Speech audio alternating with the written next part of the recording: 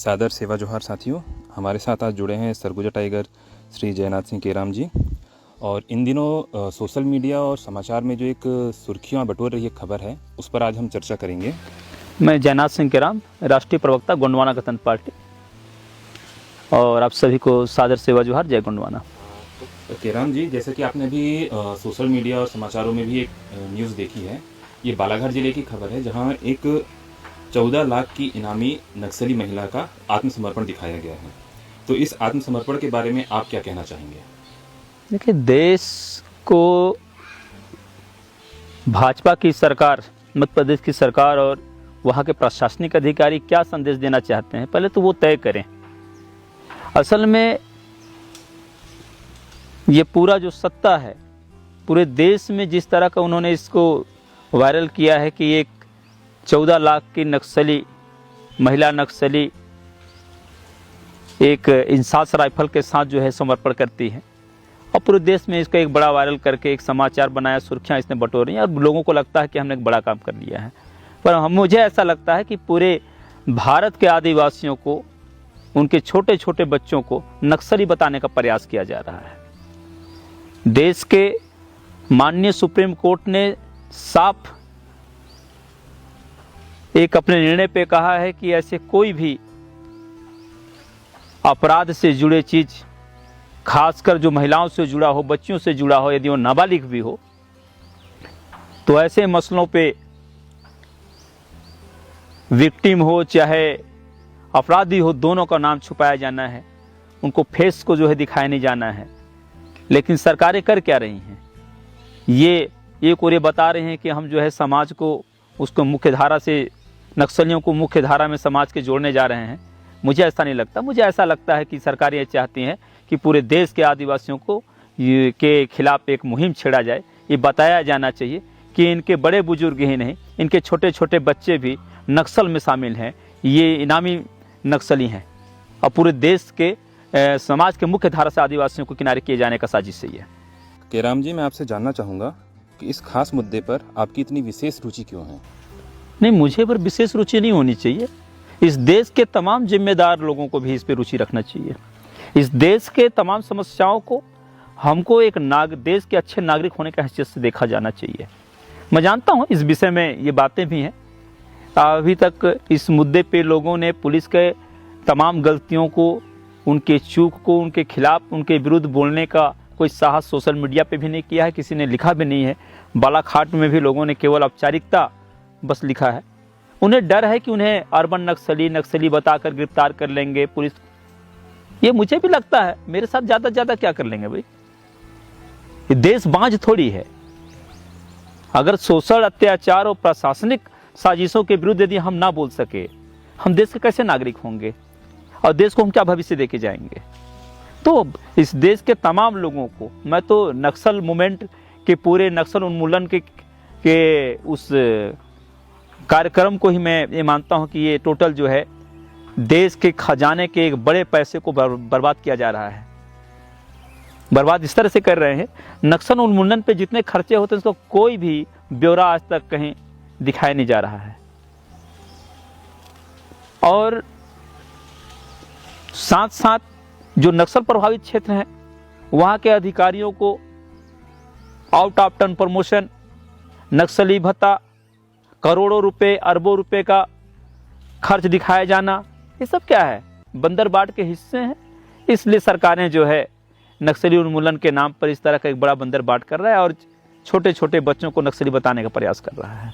आप कहना चाह रहे हैं कि सुनीता एक नक्सली नहीं है, तो हम और हमारे दर्शक जानना चाहेंगे कि आप किन तथ्यों के आधार पर कह रहे हैं कि वह नक्सली नहीं है? देखिए, ऐसा है कि मैं, जहाँ मेरा निवास स्थान है, सरगुजा संभाग का रहने वाला हूँ मैं, और सरगुजा का जो सरहदी क्षेत्र है, सीमांत क्षेत्र है, कभी वो नक्सली प्रभावित रहा है और वहाँ पे बहुत तरह के नक्सलियों का आना जाना रहा है। स्थानीय लोग भी नक्सली रहे, मेरे जानकार लोग भी बहुत दिखते थे उसमें। कई बार ऐसा रहा कि हम लोगों ने उनसे संपर्क रहा, बैठे रहे हैं, तो हम लोगों ने जो देखा, या फिर जहाँ भी इस तरह का नक्सली मूवमेंट आप चले जाइए वहाँ देखिएगा, कभी भी नक्सलियों के मूवमेंट में कभी नाबालिग बच्चों को नहीं रखा जाता, हथियार नहीं दिए जाते। दूसरी चीज़, जिस हथियार को ये दिखा रहे हैं वो इंसास है, और इंसास अगर हम लोडिंग उसकी बात करें, लोडिंग होने के बाद 6 किलो के आसपास को जाता है।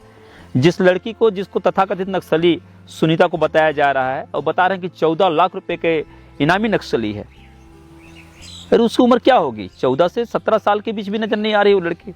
उम्र क्या होगा उसका? वजन देख लिए 25 से 35 के ऊपर की नहीं है। 6 किलो का वेपन लेके वो जंगल में कैसे घूमती रही होगी? उससे कितने वारदात किए होंगे? 14 लाख रुपए के इनाम क्यों तय हुए उस पर?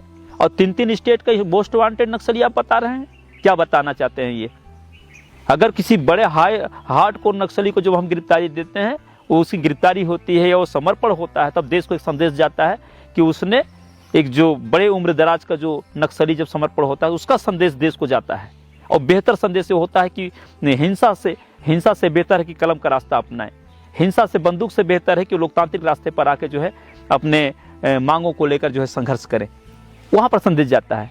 यहाँ पर जिस लड़की को ये लोग पेश कर रहे हैं, दिखा रहे हैं समर्पण पे, ये सीधा सीधा ब्रेन वॉश का काम है। लड़की बोल नहीं पा रही, हथियार जिस समय उसको पकड़ा है, हिंसा हथियार जो दिखाया जा रहा है समर्पण के समय, लड़की दोनों हाथों से संभाल नहीं पा रही है। दिखता नहीं है क्या? शर्म नहीं आनी चाहिए अधिकारियों को। एक वहां पर शख्स हैं, वो अधिकारी भी हो सकते हैं, मुझे लगता है कोई पत्रकार भी हो सकते हैं, मुश्किल से 35 और 40 के उम्र के होंगे। वो अगर उसको बेटा करके संबोधित करके बात कर रहे हैं, इसका मतलब है कि वो बहुत होगी तो 14 और 17 साल की होगी। ये दूसरे तथ्य हैं। तीसरे चीज आप देखिए कि वो जो उसका नक्सली ड्रेस उसको पहना के समर्पण के समय दिखाया गया है, वो ड्रेस काफी लंबा है। वो 5 फुट 6.5 फुट के व्यक्ति को उस ड्रेस आएगा। चप्पल आप देखिए उसके, जिसके हाथ में 5 लाख से ऊपर के, 5 लाख के आसपास का वेपन हथियार दिखाया जा रहा है। उसके पैरों को आप गौर से देखिए, पैर में 5 नंबर के जूते चप्पल आने चाहिए, वो 7 नंबर 8 नंबर का जूता चप्पल पहना के ले आए हैं। 5 लाख का जिसके पास हथियार जिसके हाथों में है, उसके पैर में 150 रुपए के जूते नहीं है। तो शासन प्रशासन तय करे, वहां का IGSP तय करे, यहाँ भाजपा के मुख्यमंत्री साहब वहां तय करें MP में। कहीं ऐसा तो नहीं कि बस्तर को आपने खाली करा लिया, 600 गांव खाली है नक्सलियों के नाम पर। पहले आप लोगों ने खूब महामारी किया वहां पर, आज बस्तर खाली हो गया, तो बस्तर की बीमारी को, बस्तर के नक्सलवाद को आप मध्य प्रदेश में शिफ्ट कर रहे हैं, ऐसा आरोप है हमारा ये। जैसा कि केराम जी आप कह रहे हैं कि बस्तर से नक्सलवाद उठाकर बालाघाट में शिफ्ट किया जा रहा है, तो जो शिफ्ट आपने कहा है, मैं ये जानना चाहूंगा कि आप किस आधार पर ये कह रहे हैं, कि मतलब एजेंडा क्या है यहाँ शिफ्ट करने का? देखिए, इस समय जितनी बड़ी कंपनी है देश में, जितनी बड़ी कंपनी है, पूंजीपतियों की कंपनी है, अभी खुद एक बड़े अखबार ने इस बात को स्पष्ट किया कि देश के 90% संपत्ति जो है 1500 लोगों के पास, पूंजीपतियों के पास है। आज विभिन्न कंपनियों को चाहने के लिए इनको जो है क्या चाहिए? जमीन चाहिए। जमीनें किसके पास हैं? अनुसूचित क्षेत्रों में आदिवासियों के पास हैं। खनिज संपदा ज्यादातर कहाँ मिल रहे हैं? अनुसूचित क्षेत्रों में, आदिवासियों के क्षेत्र में मिल रहे हैं। बस्तर आखिर क्यों खाली कराया गया? शुरू से प्रारंभ से हम इस बात को बोल रहे हैं कि ये जल जंगल जमीन की लड़ाई आदिवासियों ने लड़ा है। और यहाँ पर जो शिफ्टिंग की बात मैं इसलिए कर रहा हूँ कि विगत चुनाव 2023 विधानसभा चुनाव के समय एक मध्य प्रदेश का एक क्षेत्र है, करंजिया के बगल में वो गांव है बोंदर। वोटिंग के समय वहां पर जो है, जो वोटिंग का समय था वो 3 बजे तक का था, और ये बताया गया कि ये नक्सली क्षेत्र है। लेकिन आप जब वहां पर जानकारी इकट्ठा करेंगे किसी शासकीय उस चीज पर, दस्तावेजों पर भी, तो भी आपको स्पष्ट हो जाएगा कि वहां पर आज तक उस इलाके में कभी कोई नक्सली गतिविधियां नहीं हुई हैं। तो शासन प्रशासन सरकारें सब मिलकर क्या कर रही हैं? जहां की जमीन खाली कराया जाना है, पूंजीपतियों को सौंपना है, वहां की उस इलाके को पहले नक्सल घोषित कीजिए।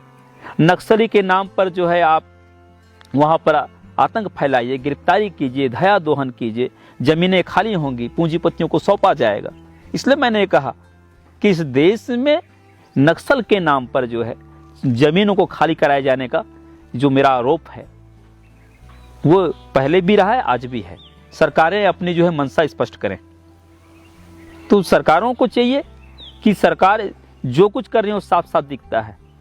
इस देश में अगर नक्सल भी पैदा, अगर वो लड़की अगर नक्सल में रही भी होगी, अभी तक उनके माता पिता का नाम नहीं आया है। केवल वो लड़की 10-12 साल की लड़की जिसके ऊपर 14 लाख का 3 स्टेट में उसको मोस्ट वांटेड बताया जा रहा है, मैं बार बार इस बात को दोहरा रहा हूं, तो आखिर सरकार इस बात को स्पष्ट करे ना, कितने मामलों में उसका हाथ रहा, कब से नक्सल मूवमेंट में रही है। क्या वो 4 साल 5 साल की थी तब से नक्सल मूवमेंट में थी? और इतना दुर्दांत अपराधी हो गई उसमें नक्सल मूवमेंट में कि 14 लाख रुपए के इनाम हो गए, उसके ऊपर घोषित हो गए। क्या कभी पब्लिश हुआ था? सरकारें पब्लिश क्यों नहीं करती किसके ऊपर कितना इनाम है?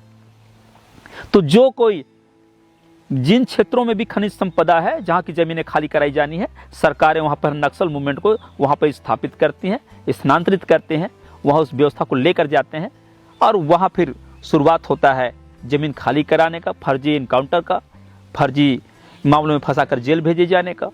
ऐसा मामला सरगुजा में भी रहा है। मीना खलखो कांड में आज तक किसके ऊपर कार्रवाई हुई? उसमें जांच एजेंसियों ने कहा कि मीना खलखो तो नक्सली नहीं थी, लेकिन पुलिस ने एनकाउंटर में मारा उसको। यहां तक उसमें बात आ रहा है कि जो उसकी जब पीएम हुए हैं, पोस्टमार्टम हुए हैं, उसमें स्पष्ट है उसके साथ जो है सामूहिक बलात्कार तक हुआ। तो किसने किया ये? कौन वो जिम्मेदार लोग हैं? कौन सुरक्षा बल के लोग थे उसमें? तो ये एक मामला है। इस देश में ज्वलंत मुद्दे हैं। इसके पर्दे के पीछे जो खेल हो रहा है इसको रोका जाना चाहिए। इस देश के युवाओं को भी खुलकर इसमें बोला जाना चाहिए। इस देश को बांझ मत बनाए। इस देश में पहले भी संघर्षशील लोग पैदा हुए हैं, आज भी हैं। इन चीजों से घबराना नहीं चाहिए। और जिन लोगों ने भी इन चीजों के खिलाफ बोला है, उनको फंसाया गया है, फर्जी मामले में फंसाए गए हैं, उनको इनकाउंटर कर दिया गया है, उनको धमकाया गया है। ये सिलसिला भी जारी है। इन चीजों से इस देश के नौजवानों को घबराना नहीं चाहिए, बल्कि पूरे देश के लोगों को एक साथ खड़ा होना चाहिए ऐसे मसलों में। तो बालाघाट के इस केस को विशेष ध्यान रखते हुए हम आपसे जानना चाहेंगे कि नक्सली उन्मूलन की जो पारदर्शिता है उस पर आप क्या कहते हैं? मेरा तो मानना है कि लोकतंत्र में हिंसा का कोई जगह ही नहीं होना चाहिए, बंदूकों का कोई बात नहीं होनी चाहिए, और बैठकर बातचीत जो लोकतांत्रिक तरीके हैं उन तरीकों से लोगों को अपनी बात रखी जानी चाहिए। नक्सली उन्मूलन एक अच्छा मुहिम हो सकता है इस देश में ऐसे लोगों के लिए जो बंदूक उठा करके बागी हो चुके हैं, जंगलों में हैं। लेकिन सवाल ये उठता है, जब हम बहुत गौर फरमाते हैं, देखते हैं कि जहाँ भी नक्सली क्षेत्र रहे हैं उन क्षेत्रों का विकास हुआ या नहीं हुआ। जिन लोगों ने सरेंडर किया, उस रास्ते को छोड़ा, वो लोग आज कहाँ पर हैं और किन परिस्थितियों में हैं? क्या इसका कोई डाटा, इसका कोई डेटा सरकार के पास है? उपलब्ध कराएं कभी उन लोगों ने, कहीं बताया इस चीज़ को? बस्तर में जितने लोग आज तक सरेंडर हुए हैं वो इस समय कहाँ पर हैं, किन परिस्थितियों में हैं? और जो जगह खाली हुई, अभी जो एक डेडलाइन हुआ कि हम इतने दिनों में, भाजपा सरकार ने कहा कि हम छत्तीसगढ़ को नक्सल मुक्त कर देंगे, उन्होंने दावा किया है कि मुक्त हो गया है। अब सवाल ये उठता है कि वहां पर रोजगार की बात किया जाना चाहिए था, शिक्षा की बात किया जाना चाहिए था, सुविधाओं की बात किया जाना चाहिए था। सरकारें क्या बोल रही हैं?